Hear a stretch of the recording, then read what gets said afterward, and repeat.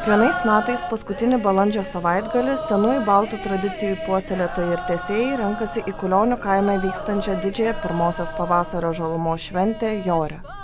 Dangaus šviesulių stebykloje paskelbiama apeigų pradžia, po kurio šventės dalyviai žygiuoja į Kulionių piliakalnį.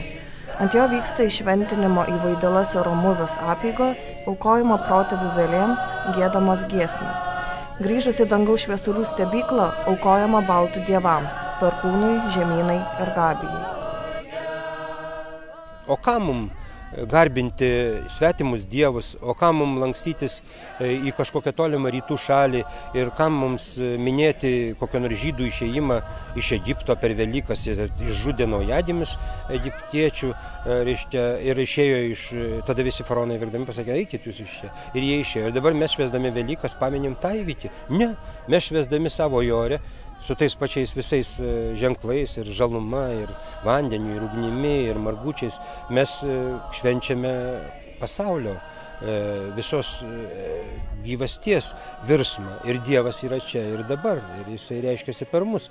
Ir jis yra, gali būti ir geriausiai paliudytas per mūsų istoriją, per mūsų papročius, per mūsų kalbą, per mūsų žemę ir mūsų šventvietės. Mums nereikia karūnos ar kažkokių patvirtinimų ten iš šalies. Mes esam patys, kaip sakėm, dievai ir mūsų dievai vadinasi mūsų vardais.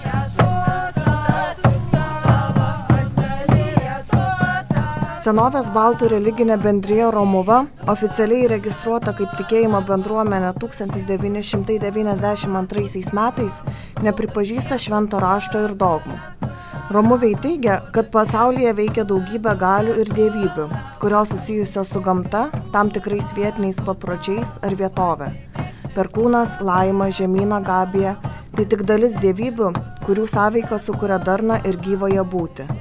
Romuviai dvasinės patirties semiasi iš protėvių papročių, giesmių ir padavimų. Religinės apeigos atliekamas gamtoje, bendrose arba namų šventyklose. Baltų religinė bendruomenė sparčiai gausėja. Prieš keletą metų oficialiai registruota virš 5000 šią religiją išpažįstančių asmenų.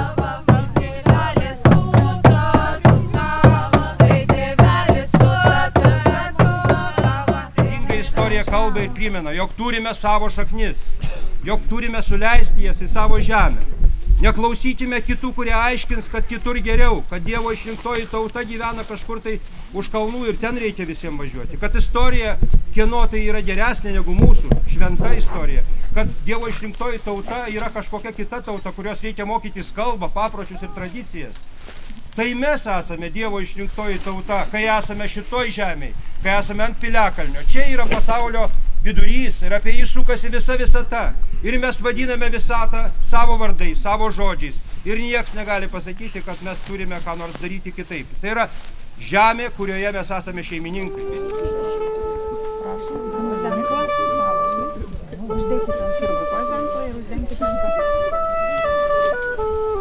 Dabar tai tavo išminties, sėkmės ir stiprybės ženklas, palaimintas protėvių. Esi Romuvė, kurk darna, tebūnie darna. Atsakykite jo, tebūnie darna. Žmogus sąmoningai apsisprendžia būti Romuviu, eiti Romuvos keliu. Tai yra, mes labai dažnai pasakom, kad visi lietuviai, jie daugiau ar mažiau turi savyje tą šventumo pajautimą ir tą senąjį tikėjimą. Bet žmogui svarbu ir ta pati apeiginis veiksmas ir jo sąmoningas apsisprendimas. Tai čia būtent jūs matėte tą visą apeiginį veiksmą. Gabija ugnelė, Gabija šventoji, sukurta žibėkė, užkopta gobėkė, Gabija ugnelė, šildykimus, stiprinkimus. Grįžtant prie apeigų, tai visada centre yra aukuro ugnis, kaip jūs matėte. Yra aukuro ugnis ir ta aukuro ugnis, mes žinom, yra prašymus, kur užrašyta maldos Gabijai, kurias mes ir dabar sakom, Gabija ugnelė, sukurta žibėkė, užkopta gobėkė. Tai ugnis yra centras, per kurį mes kalbame su dievais ir su protėviais.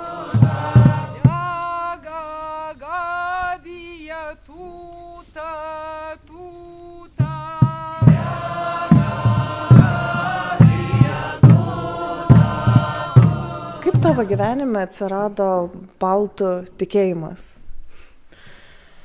Na, iš tikrųjų, istorija, kurią ne kartą pasakau, bet kažkaip net jau nuo pradinių klasių, kai sužinojau, kad senovės lietuviai turėjo kitą tikėjimą, tai man kilo klausimas, kodėl dabar neturi.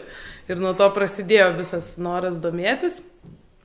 Ir kadangi augau priemiestyje, tai gamtoje, kaip galima sakyti, lauko darželyje lakstėm po miškus visą vaikystę, tai tiesiog kažkaip ten būnant pamatai, kad Dievo reikia ieškoti gamtoje ir kartu ir patriotizmas ir tie dalykai susisiejo į vieną ir turbūt tiesiog va taip atsirado svarbiausias dalykas. Ką tau pačiai asmeniškai reiškia tikėjimas? Na, tai tiesiog ryšys su dievais ir su protėviais ir man tai ir gyvenimo būdas ir galų gale gyvenimo prasmė, nes tai, kas slypi filosofijoje, kurią vadovaujamės, tai tiesiog pagrindžia gyvenimą, kodėl iš vis verta gyventi, kaip verta gyventi ir tai tiesiog tam tikros gairės, kuriomis aš vadovaujuosi. Dievai tie mūsų, didis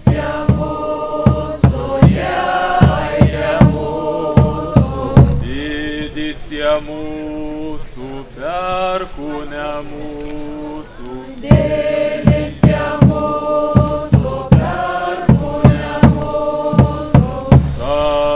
stiprybę, savo galybę,